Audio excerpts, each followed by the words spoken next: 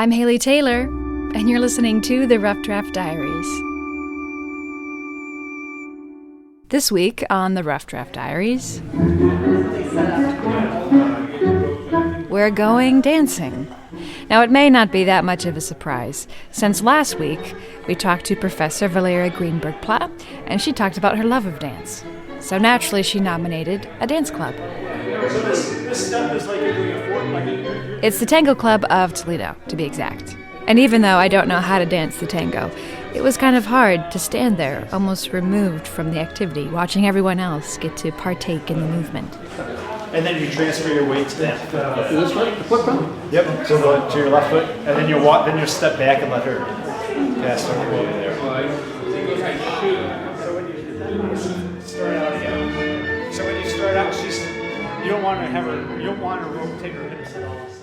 This club began about 10 years ago, and the instructors have changed throughout the years, but tonight Steve and Helen are hosting the practice session.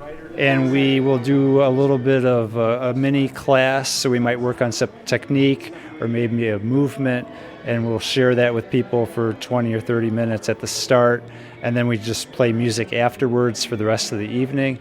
It's a very low-key event. It's not like an official dance, so we're inviting people to be able to work on their dance, explore moves that they're not used to doing.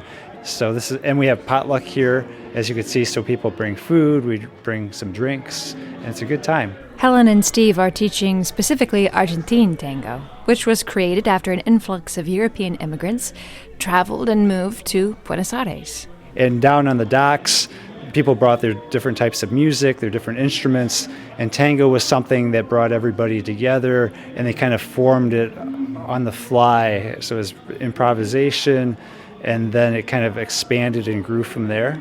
And during the time when tango was being born, over half the population of Buenos Aires did not speak Spanish because there was such a huge influx of people, moving to Buenos Aires for jobs and to create a new life. And so it's fascinating that they were able to communicate through dance. And watching the Toledo Club communicate through the dance is also fascinating.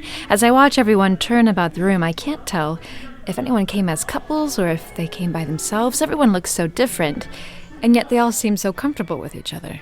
For me?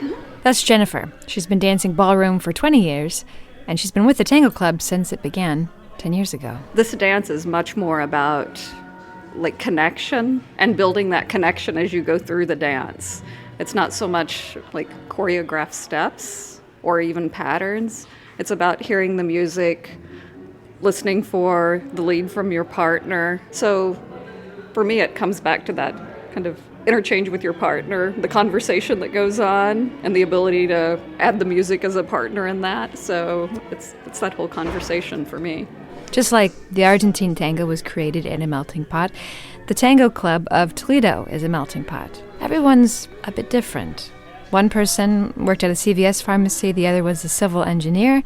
Jennifer works at the Arts Commission, and Dave is an IT administrator. He joined the group because Dave and his wife wanted to create a special dance for their wedding. The thing I liked about tango was that my wife liked it, and she made me go.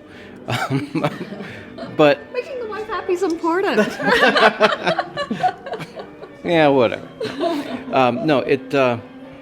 Once I sort of got over the hump at the beginning of the, finding my place, I guess, and getting comfortable with the dance itself. Once I found a place of comfort, then I started enjoying it more because it's a beautiful dance to watch, but it's not really at its core, I don't think, meant to be watched. It's meant to be felt. If you're doing it to look a certain way, you're probably doing it wrong. You're supposed to feel a certain way, and usually that looks pretty good. Yeah, once I could appreciate that, that's kind of kept me there, and really just the people. It's a great opportunity to sit around and drink some scotch, and maybe some wine, and listen to some music that's 100 years old.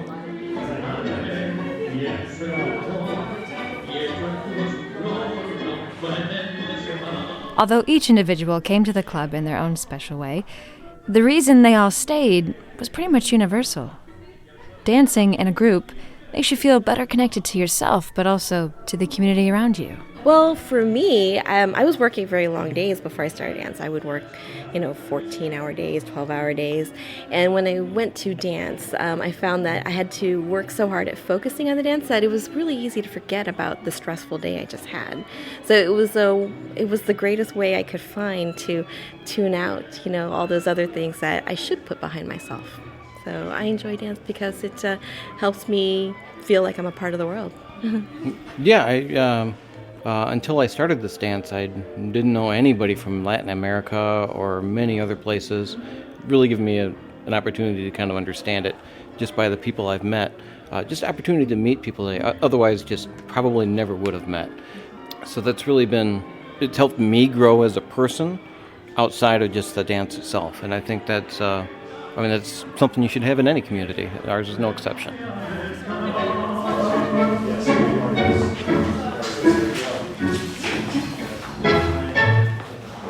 I'm Haley Taylor, and thanks for listening to this episode of the Rough Draft Diaries.